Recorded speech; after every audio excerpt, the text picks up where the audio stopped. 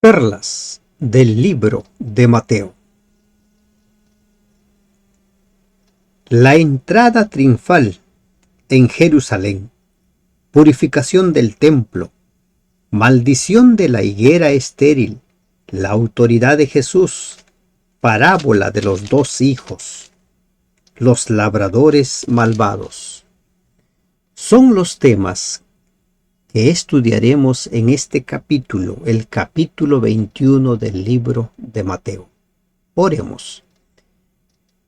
Amado Dios, te pedimos, Señor, que nos guíes durante el estudio de este capítulo 21 del libro de Mateo. Danos entendimiento para poder encontrar preciosas perlas que enriquezcan nuestra relación contigo. En el nombre de Jesús te lo pedimos. Amén. Estimados hermanos y hermanas de esperanza, continuamos con nuestro estudio de las perlas del libro de Mateo. Con el capítulo 21 ingresamos a la última semana de la vida de Jesús. Y esta se inicia con la entrada triunfal en Jerusalén. Imagínense este gran acontecimiento. Los apóstoles tenían en mente que Cristo sería quien los libraría del yugo romano. Y ahora está a punto de suceder la entrada triunfal, aclamado como un rey. Y va a ingresar montado en un pollino como lo hacían los reyes. Aquí encontramos nosotros que necesitamos discernir las Escrituras. Dice Juan capítulo 12, versículo 16, estas cosas no las entendieron sus discípulos al principio, pero cuando Jesús fue glorificado, entonces se acordaron de que estas cosas estaban escritas acerca de él y de que se les habían hecho. La vida de Jesús estuvo enmarcada por las profecías. Él vino para tomar nuestro lugar por voluntad propia, y cada uno de los pasos que iba dando se daban conforme a lo que estaba escrito. Y esa es la primera perla que nosotros debiéramos guardar este día. Todo conforme a lo que está escrito.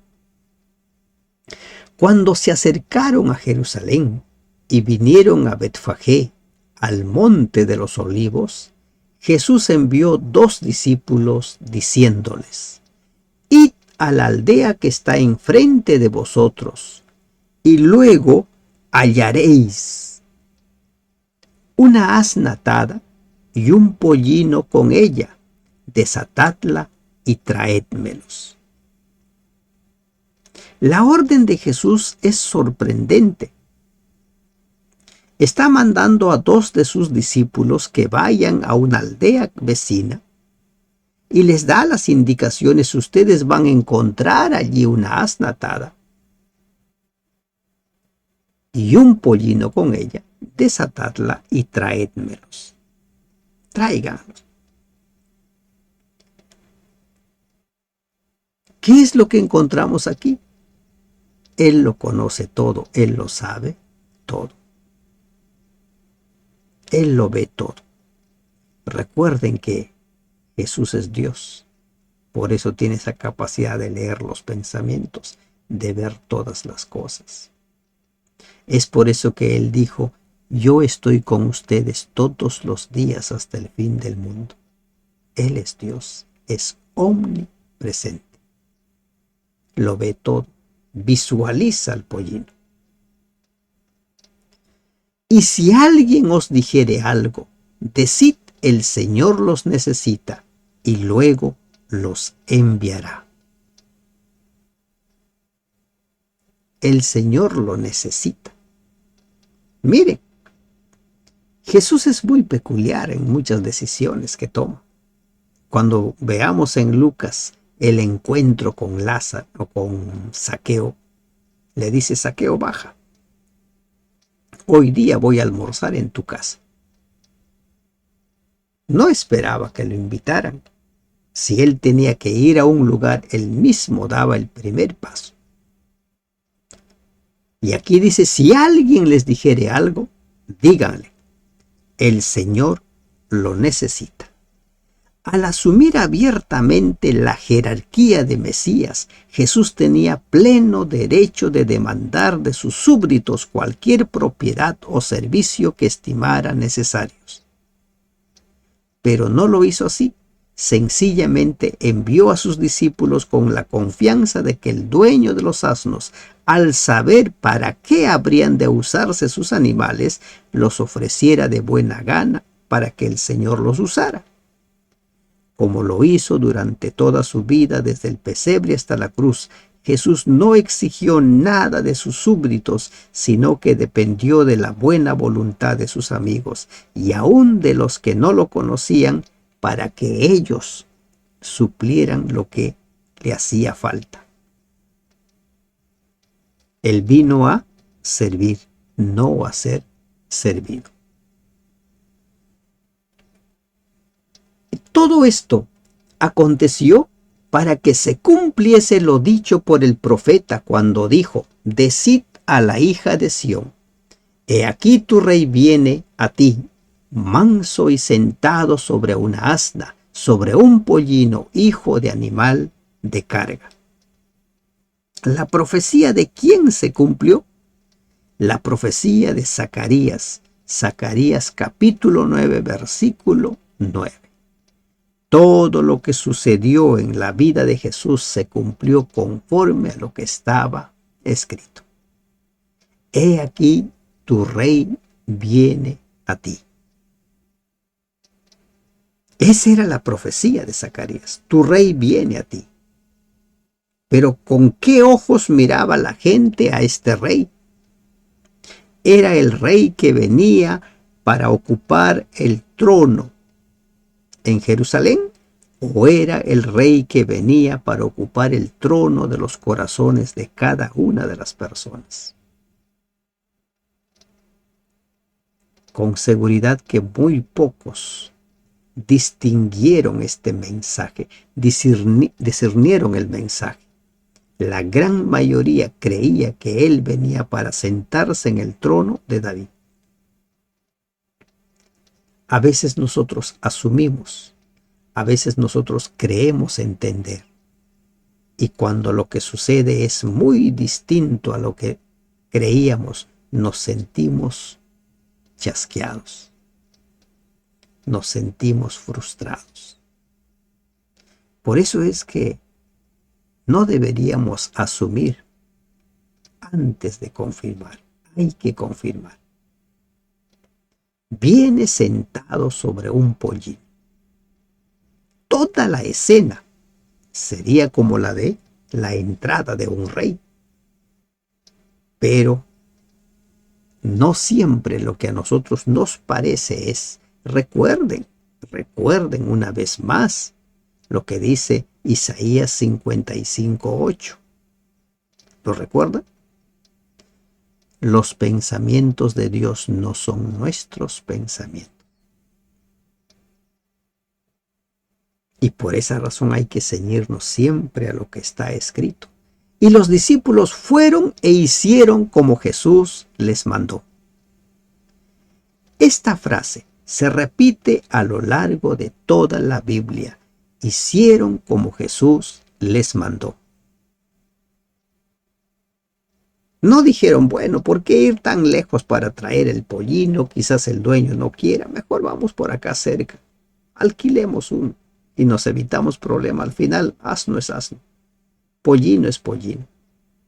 A propósito, un pollino era un asno a un jovencito que nadie había montado. Pero los discípulos hicieron tal como Jesús les mandó. Y esa es una constante en la Biblia. Los hombres y mujeres que han entregado su vida al Señor hacen tal como el Señor les manda, no como se les ocurre, no como piensan, no como interpretan, sino tal como el Señor les mandó. La vida de Moisés fue una vida grandiosa, porque todo lo hizo tal como Jesús o como Dios le mandó, salvo en aquella ocasión cuando él golpea la roca 2 veces. Todas las demás ocasiones hizo como Jesús le mandó, como Dios le mandó. Y trajeron el asna y el pollino, pusieron sobre ellos sus mantos, y él se sentó. El Mesías, el Cristo, él era el Mesías, él era el Cristo. El problema no estaba en lo que Jesús hacía, el problema estaba en cómo interpretaban, cómo entendían. Y aquí, permítanme, cada cosa que sucede, nosotros individualmente le damos una interpretación muy particular. Y según cómo interpretamos, actuamos. Y trajeron el asna y el pollino y pusieron sobre ellos sus mantos, y él se sentó encima. Jesús estaba allí, ingresando a Jerusalén. El alboroto debe haber sido grande. Los romanos deben haberse puesto nerviosos, los fariseos mucho más nerviosos aún. Ellos conocían esta profecía. Ellos entendían. Y la multitud, que era muy numerosa, tendía sus mantos en el camino, y otros cortaban ramas de los árboles y las tendían en el camino.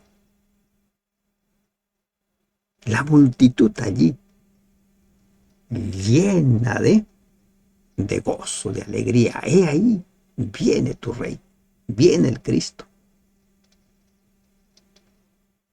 Y la pregunta es, ¿qué los motivaba a hacer esto? ¿Qué veían en el que estaba ingresando? ¿Veían al Cristo que se enfrentaría a los romanos, o veían al Cristo que venía a cumplir las Escrituras? Y parte de las Escrituras era este ingreso, porque después él seguiría cumpliendo lo que estaba escrito, morir como el Cordero de Dios. ¿Qué ves tú en Jesús? ¿Ves aquel que te va a dar riquezas, que te va a librar de los enemigos? ¿O ves en Jesús a tu Salvador, quien te va a dar paz, quien te va a liberar del enemigo más poderoso que podemos tener, Satanás? Y la gente que iba delante y la que iba detrás aclamaba diciendo: Hosanna al Hijo de David. Hosanna al Hijo de David. Bendito el que viene en el nombre del Señor. Hosanna en las alturas. En el Salmo 118 se habla acerca de este cántico, Hosanna. Era interpretado como un salmo mesiánico. Es probable que esta frase tuviera cierta relación con este canto de la gente. Veían ahí al Cristo, aquel que había multiplicado los panes para alimentar a 5,000, luego a 4,000 personas. Imagínense, el que había hecho milagros, devolvió la vista a los ciegos, sanó a los paralíticos, sanó cientos o quizás miles, no sabemos cuántos sanó. Allí estaba viniendo. ¿Acaso no había razones para pensar que venía a liberarlos del enemigo carnal? Pero como dice la carta a los Efesios, nuestra lucha no es contra carne ni sangre. Jesús venía a librar a su pueblo de los príncipes de las regiones celestes. ¿Qué te motiva a cantar? ¿Qué te motiva a alabar? ¿Qué te motiva a adorar? ¿Te motiva a adorar porque quieres conseguir algo del Maestro, porque ves en él la realización de tus anhelos, de tus sueños, o porque ves en él al Cristo ingresando, aquel que pide, hijo mío, dame tu corazón. Cuando entró él en Jerusalén, toda la ciudad se conmovió diciendo, ¿quién es este? ¿Quién es este? Y la gente respondía, este es Jesús, el profeta de Nazaret de Galilea. Este es Jesús. La muchedumbre no estaba del todo convencida de que Jesús fuera el Mesías, aunque percibía que el poder de Dios lo acompañaba. Recuerden que muy pocos veían en Jesús al Cristo, al Mesías. Muy pocos. Pero entre la multitud se estaba clamando el Hijo de David, el Mesías, el Cristo. Este es Jesús, el profeta. Profeta como tantos otros, pero un buen sector no veía en Jesús al Salvador, al Cristo, al Cordero de Dios. Y entró Jesús en el templo de Dios y echó fuera a todos los que vendían y compraban en el templo y volcó las mesas de los cambistas y las sillas de los que vendían palomas.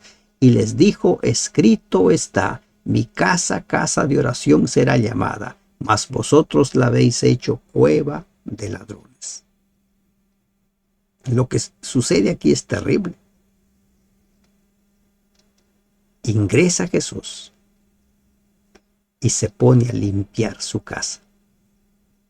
En el Evangelio de Juan encontramos la limpieza del templo al principio de su ministerio y al final de su ministerio. Pero aquí solo encontramos al final. ¿Y con qué se encontró? Se encontró con gente que vendía y compraba.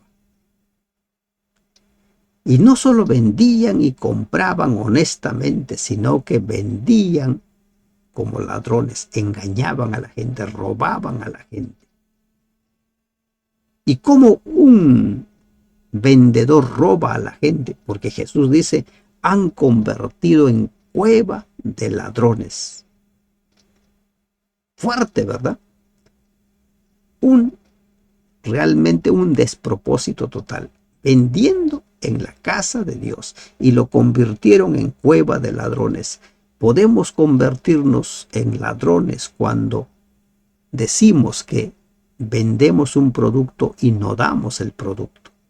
Cuando decimos que vendemos 1 kilo y no entregamos 1 kilo. O cuando exageramos en el costo del precio. Ladrones. Cueva de ladrones. Pero aquí hay una reflexión para nosotros. Esto estaba sucediendo en la casa de Dios. Ahora piensa, ¿qué cosas haces tú en la casa de Dios que pueden estar desencadenando en convertir la casa de Dios en cueva de ladrones? Y por eso es necesario revisar las actividades que hacemos en sábado. No todo lo que nos dicen hagan es correcto. Los fariseos permitían esta venta y no porque ellos lo permitían estaba correcto. ¿Se da cuenta? Hay muchas cosas que pueden estar diciéndonos hagan y no ser correcto. ¿Qué actividades están haciendo? ¿Qué cosas se están vendiendo en la casa de Dios? ¿Qué cosas? ¿Se dan cuenta? Las cosas hay que pensarlas, hay que considerarlas siempre. Siempre. ¿Qué está sucediendo? En estos días, o el sábado último, la gente ha salido a recolectar. ¿Es correcto eso? ¿El fin justifica los medios? Alguien podría decir, se hace por una buena causa. Por eso, medita, reflexiona. ¿Qué actividades se hacen en sábado? ¿Qué ventas se hacen? ¿Qué compras se hacen? Extraigamos la perla. Mi casa, casa de oración será llamada, mas vosotros la habéis hecho cueva de ladrones. Incluso algunos, con cierto sentido, cuestionan de por qué se recogen las ofrendas y los diezmos en día sábado. ¿Sucedía eso en los tiempos de Jesús? Puede que tenga sentido, puede que no tenga sentido. Jesús un día está en el templo y la viuda llevó su ofrenda. Por ejemplo, los que consideran eso, olvidan un pequeño pasaje, Deuteronomio, donde dice: ninguno se presente con las manos vacías ante Dios. Por eso, hermanos, necesitamos ir a las Escrituras para ir respondiendo a cada cuestionamiento que surge, a cada cosa que surge. Pero lo que hizo Jesús allí en el templo fue terrible. Encontró a gente comprando y vendiendo, con el consentimiento de los líderes religiosos, pero Dios no estaba de acuerdo con ello, porque su casa se había convertido en cueva de ladrones. Vinieron a él en el templo ciegos y cojos y los sanó.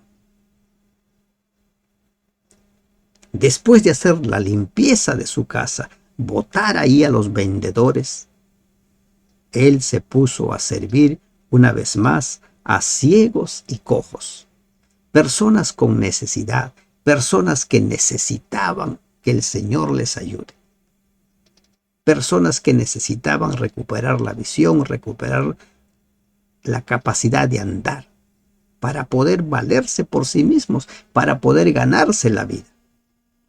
Pero los principales sacerdotes y los escribas, viendo las maravillas que hacía, y a los muchachos aclamando en el templo y diciendo: Hosanna al Hijo de David, se indignaron, se molestaron.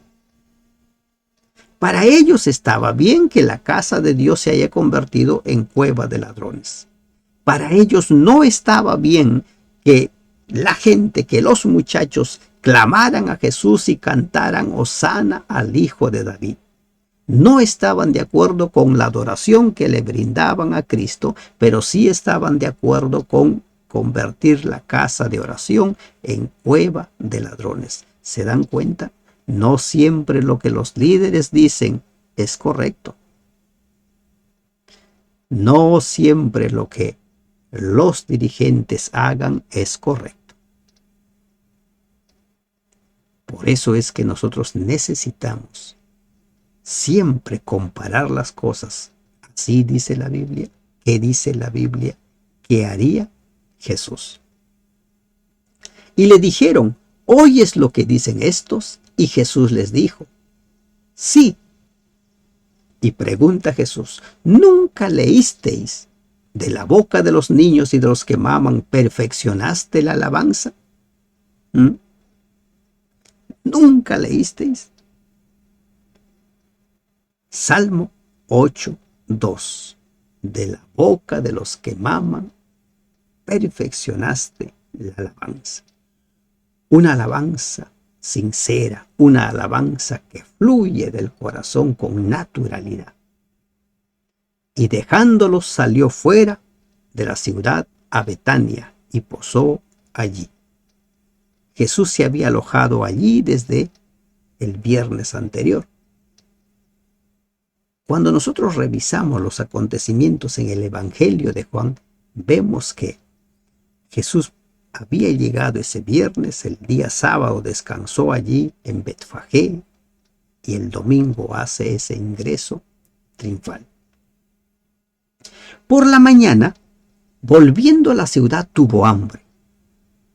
Una evidencia de que él fue un ser humano como nosotros, porque si no hubiera sido como uno de nosotros, no pudiera convertirse en nuestro Salvador. Y viendo una higuera cerca del camino, vino a ella, y no halló nada en ella, sino hojas solamente, y le dijo: nunca jamás nazca de ti fruto. Y luego se secó la higuera. La higuera aparentaba tener frutos, aparentaba ser un buen árbol, aparentaba ser un árbol que producía, pero no tenía nada. Y aquí la gran lección. No nos preocupemos tanto por aparentar ser buenos cristianos. Aparentar no es bueno, nos lleva a la condenación. Podemos también secarnos como esa higuera. Debiera nosotros más llevarnos el tiempo, impulsarnos el tiempo a buscar a Dios para que en nuestra vida se produzcan los frutos de justicia. Para que en nuestra vida se produzca lo que Dios quiere que se produzca. Y esta higuera que aparentaba ser algo, fue, ¿qué dice? En una versión dice fue maldecida y se secó al instante. Y cuando se secó, los discípulos decían maravillados, ¿cómo es que se secó enseguida la higuera? ¿Cómo es? Respondiendo Jesús les dijo, de cierto os digo que si tuviesen fe y no dudareis, no solo haréis esto de la higuera, sino que si a este monte dijereis, quítate y échate en el mar, será hecho. Una vez más Jesús trae a flote la fe. Necesitas creer, necesitas poner toda tu mirada en Dios. Nosotros no lo podemos hacer. Cuando tenemos fe en Dios, no es que ya nos volvamos poderosos por nosotros mismos. Recuerden, cuando Jesús envió a sus discípulos de 2 en 2, Él les dio el poder. La fuente del poder es Dios. Y la fe es el medio por el cual tomamos ese poder, así como tomamos la salvación. Cuando en Efesios dice, la gracia es por medio de la fe. Ellos se quedaron sorprendidos. Y aquí la gran lección, no perdamos de vista. No te preocupes por aparentar ser buen cristiano. Recuerda al joven rico. Aparentaba ser buen cristiano, guardaba los mandamientos, pero no tenía frutos. En su vida no había los frutos. Y todo lo que pidiereis en oración creyendo, lo recibiréis. ¿A qué se refiere Jesús cuando dice todo lo que pidiereis? ¿Qué es todo para nosotros? Santiago 4 dice que pedimos, oramos, pero no recibimos lo que pedimos porque pedimos mal. Romanos dice que nuestras oraciones a veces son tan confusas que el Espíritu Santo se encarga de interpretarlas. Nosotros podemos pedir de todo, pero estemos dispuestos a aceptar una negación, estemos dispuestos a aceptar un espérate un tanto, estemos dispuestos a recibir las bendiciones. Dios siempre responde, pero puede responderte no de la manera que tú quieres. Dice Pablo que oró 3 veces pidiendo que lo sanara, que le quitara el aguijón. Y él le dijo, bástate mi gracia. Le respondió su oración. Lo mismo que a Moisés. Moisés le pidió, déjame entrar a Canaán. Dios le respondió, basta Moisés, vas a subir al monte, vas a visualizar, pero no vas a entrar.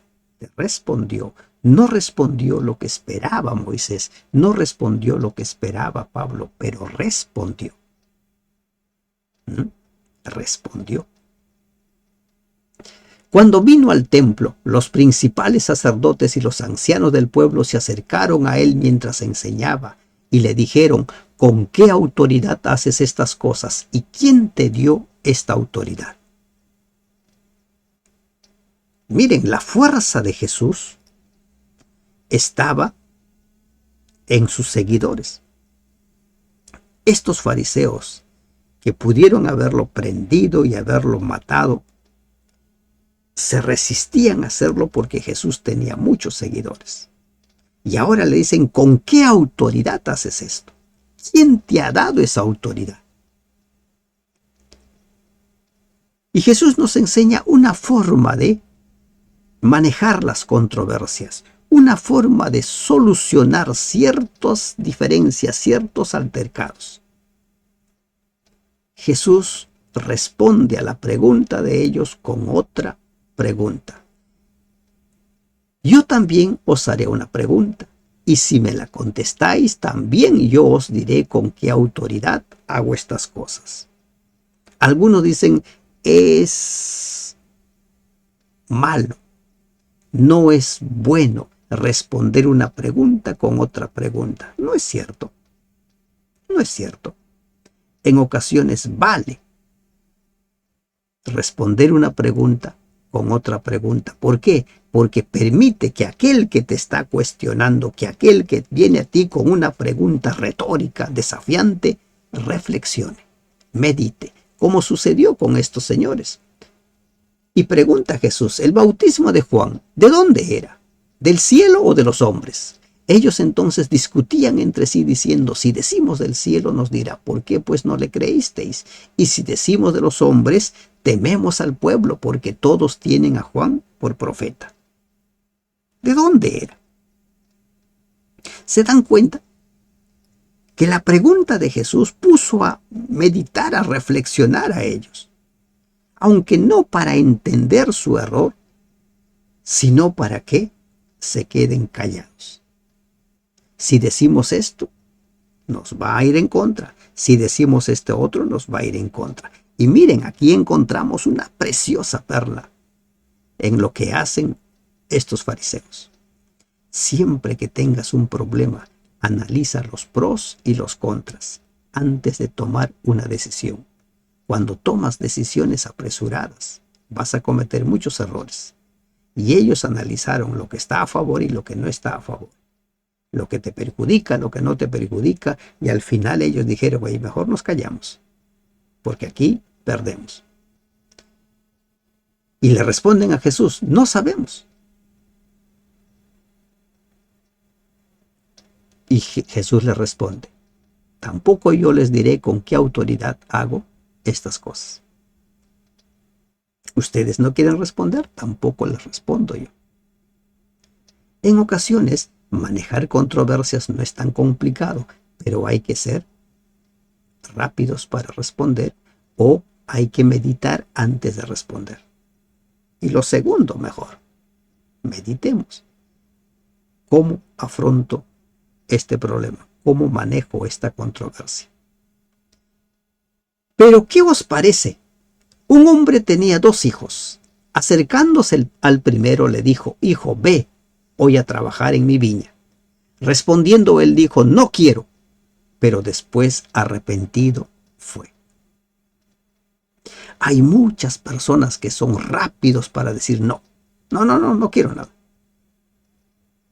Rechazan el evangelio, rechazan el llamado, pero después lo meditan y aceptan al Señor. Van a la viña. Hay mucha gente que al principio no. ¿Por qué? Porque nosotros nos vamos a encontrar con personas que a veces responden sin considerar, sin pensar. ¿Han visto los fariseos? Se ponen a evaluar los pros y los contras, pero hay mucha gente que responde automáticamente. No quiero. Y después cuando se ponen a evaluar su respuesta dicen, wow, creo que he cometido un error. Voy a rectificar. Y hay otro grupo. Y acercándose al otro le dijo de la misma manera y respondiendo él le dijo, sí, Señor, voy, y no fue. Hay quienes rechazan y hay quienes dicen sí a todo. Hay quienes dicen no a todo, quienes dicen sí a todo, pero no lo hacen. Y Jesús responde, ¿cuál de los 2 hizo la voluntad de su Padre? Dijeron ellos, el primero. Jesús les dijo, de cierto os digo que los publicanos y las rameras van delante de vosotros al reino de Dios. ¿Por qué les dice esto? Que los publicanos y las rameras van delante de ellos al reino de Dios. Lamentablemente, mucha gente dice, sí, yo creo en Dios, sí, yo sigo a Dios, pero en el fondo no quieren seguir a Dios. Siguen haciendo con su vida. Los líderes religiosos del tiempo de Jesús estaban más empeñados en buscar la forma de matar a Jesús en lugar de entender los tiempos y las señales. Pero esas personas que eran considerados los excluidos, los parias, esas personas son más fáciles de responder al llamado. Y cuando responden al llamado, responden. Y Jesús dice, los publicanos y las rameras van delante de vosotros al reino de Dios. Ellos son los postreros que irán primero. Porque hay arrepentimiento, porque hay reconocimiento, porque sienten la necesidad de Dios, porque sienten hambre de la palabra de Dios, de la justicia de Dios, de la presencia de Dios en sus vidas. Es triste cuando nos encontramos con personas que tienen años en el cristianismo y han empezado a llenarse de conocimiento y llegan a creer que ellos lo tienen todo. Se vuelven duros, fríos, van manejando las cosas a su manera. Recuerden, las rameras y los publicanos van delante al reino de Dios. Porque vino a vosotros Juan en camino de justicia y no le creísteis, pero los publicanos y las rameras le creyeron. Y vosotros, viendo esto, no os arrepentisteis después para creer. ¿Qué necesitas para creer? ¿Cuántas señales, cuántos milagros necesitas para creer? ¿Qué es lo que Dios debe hacer en tu vida para que creas? Recibamos la palabra de Dios con la sencillez de un publicano, de una ramera. Recibamos la palabra de Dios con el hambre y la sed de un publicano, una ramera. Y entreguémosle nuestra vida. Y esa entrega es para los que ya estamos dentro y para los que están fuera, para todos. Porque cada día es la entrega, cada día es la consagración. No nos pasemos mirando a los demás, no nos pasemos la vida comparándonos con los demás o minimizando o ninguneando a las demás personas. Busquemos a nuestro Dios con corazones sencillos, con corazones hambrientos de su gracia. Oíd otra parábola. Hubo un hombre padre de familia, el cual plantó una viña, la cercó de vallado, cayó en ella un lagar, o cavó en ella un lagar, edificó una torre y la arrendó a unos labradores y se fue lejos. Isaías nos habla de la viña del Señor, que produjo frutos silvestres, y Dios dice en esa ocasión, ¿qué más podía hacer yo por mi pueblo? ¿Qué más podía hacer yo por mi viña? Lo di todo para que dé frutos, los frutos que debiera dar, pero produjo frutos silvestres. Y ahora Jesús va a contar esta parábola y su mensaje es directo. Y los fariseos entendieron el mensaje. La viña es el pueblo de Dios. Él es quien lo cuida, Él es quien lo levantó. Él es quien hace que produzca.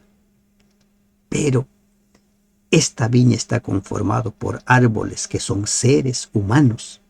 Recuerden que en la Biblia queda ampliamente ya demostrado que los árboles son símbolo de los seres humanos. Porque cuando una persona literalmente trabaja como debe ser, en su viña los árboles producen. Pero los seres humanos tomamos decisiones. Por más que Dios haga con nosotros maravillas, milagros, llamados tras llamados, nosotros decidimos. Y cuando nosotros queremos ser duros, cuando nosotros queremos rechazar, lo vamos a hacer. Se fue lejos, los arrendó. ¿A quiénes los arrendó? ¿Ah? A los hijos de Abraham. ¿Saben lo que dice Deuteronomio capítulo 7, versículo 7? No por ser vosotros más que todos los pueblos os ha querido Jehová y os ha escogido, pues vosotros erais el más insignificante de todos los pueblos, sino por cuanto Jehová os amó y quiso guardar el juramento que juró a vuestros padres, os ha sacado Jehová con mano poderosa y os ha rescatado de servidumbre de la mano de Faraón, rey de Egipto. No eran el pueblo más maravilloso, el pueblo más consagrado, el pueblo más inteligente, más próspero, no. Eran un pueblo conformado por esclavos. Y por amor Dios los sacó. Esa es su viña. Y cuando se acercó el tiempo de los frutos, envió sus siervos a los labradores para que recibiesen sus frutos. Mas los labradores, tomando a los siervos, a unos golpearon, a otros mataron y a otros apedrearon. ¿Cuáles son esos frutos? Las personas, la conversión, el cumplir con la misión. Recuerden que la misión de Israel fue ser luz para todas las naciones. Isaías 49:6. Luz para las naciones. Y Dios les envió sus profetas, les envió uno tras otro, y a los profetas los ninguneaban, los expulsaban. A muchos los apedrearon, a muchos los mataron. No querían saber nada. Esos que habían recibido esa viña llegaron a creer que era de ellos. Envió de nuevo a otros siervos, más que los primeros, e hicieron con ellos de la misma manera. Finalmente les envió su hijo, diciendo: tendrán respeto de mi hijo. Mas los labradores, cuando vieron al hijo, dijeron entre sí: este es el heredero, venid, matémosle y apoderémonos de su heredad. Y tomándole, le echaron fuera de la viña y le mataron. Mataron al hijo, mataron a los profetas, mataron a los enviados. Y mientras leemos esto, me viene a la mente Diótrefes. ¿Recuerdan a Diótrefes? Tercera de Juan. Diótrefes llegó a creer que era el dueño de la iglesia. El apóstol Juan enviaba las cartas y él simplemente no permitía que las cartas llegaran al pueblo, a la iglesia. Lo mismo sucedió con Israel, con los líderes religiosos. No permitían que el mensaje llegara a ellos y el pueblo se fue formando, no en base a la voluntad de Dios, no en base a las leyes de Dios, sino en base a las tradiciones y a las leyes humanas inventadas, creadas por los líderes espirituales y políticos de su tiempo. Y cuando vino Jesús, les dio todas las evidencias de que Él era el Cristo, de que Él era el Cordero de Dios del cual profetizó Isaías, pero ellos lo rechazaron y lo mataron. Y ahora Jesús pregunta: cuando pues venga el Señor de la viña, ¿qué hará a aquellos labradores? Dice que a veces nosotros nos condenamos con nuestra propia boca. Y esto sucedió con los fariseos. A los malos destruirá sin misericordia y arrendará su viña a otros labradores que le paguen el fruto a su tiempo. Arrendará. Y ellos profetizaron lo que iba a suceder con su pueblo. Jesús les dijo: ¿nunca leísteis en las Escrituras la piedra que desecharon los edificadores ha venido a ser la cabeza del ángulo. ¿Qué es la cabeza del ángulo en temas de construcción? La cabeza del ángulo es la piedra angular, es una de las partes más importantes de un edificio, pues en ella se apoyan dos muros que se unen al ángulo. Es la base, el cimiento sobre el cual se sostiene un edificio, una casa. Y Jesús dice, esa piedra que desecharon se ha convertido en la base, en el fundamento. Les estaba hablando de él. ¿Entendían los fariseos? Sí entendían. El Señor ha hecho esto y es cosa maravillosa a nuestros ojos. ¿Han entendido? ¿Han comprendido? Cuando nosotros estamos empeñados en rechazar, en oponernos y en oponernos, no vamos a entender por más claro que sea la lección. Por tanto os digo que el reino de Dios será quitado de vosotros y será dado a gente que produzca los frutos de él. Quitado. No serían más el pueblo de Dios. No serían más ese pueblo que Dios los había llamado un pueblo exclusivo. Ahora sería dado esa responsabilidad, el ser luz para las naciones, a gente que produzca los frutos de él. ¿Por qué perdieron ese privilegio? Porque no produjeron frutos de él. Y el que cayere sobre esta piedra será quebrantado, y sobre quien ella cayere le desmenuzará. Recuerden por qué fue desechado Israel. Hoy en día mucha gente dice, bueno, Israel es el pueblo de Dios. Todos los seres humanos pueden ser el pueblo de Dios, pero Israel como tal fue desechado. Y Jesús por medio de esta parábola dejó en claro, y en Romanos capítulo 9, versículo 6, o todo el capítulo 9, ahora Pablo escribe acerca del Israel espiritual. En Efesios capítulo 2 habla de la iglesia de Dios, donde se unen los fieles israelitas y los fieles gentiles que juntos forman la iglesia de Dios. ¿Por qué fue desechado? Porque no produjo frutos de él. Hoy en día hay muchos que se sienten seguros. Somos adventistas, guardadores del sábado. Cuidado. No basta decir que somos guardadores del sábado, que somos adventistas. Podemos estar como el joven rico.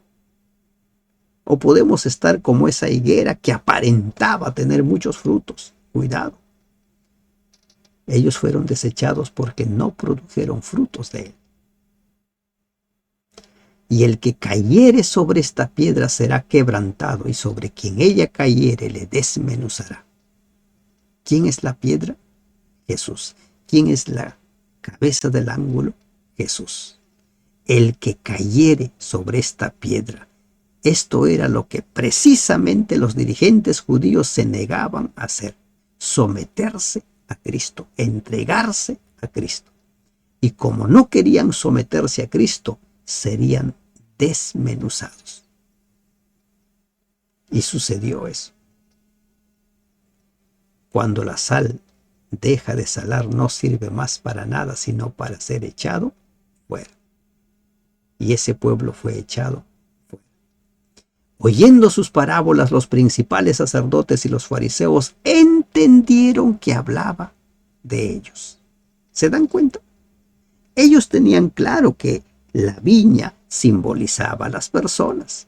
Ellos tenían cuenta que ellos eran los arrendatarios. Ellos sabían que ellos fueron los que han matado, han perseguido a los profetas y que estaban a punto de matar al hijo. Ellos entendieron el mensaje. Pero al buscar cómo echarle mano, temían al pueblo porque éste le tenía por profeta.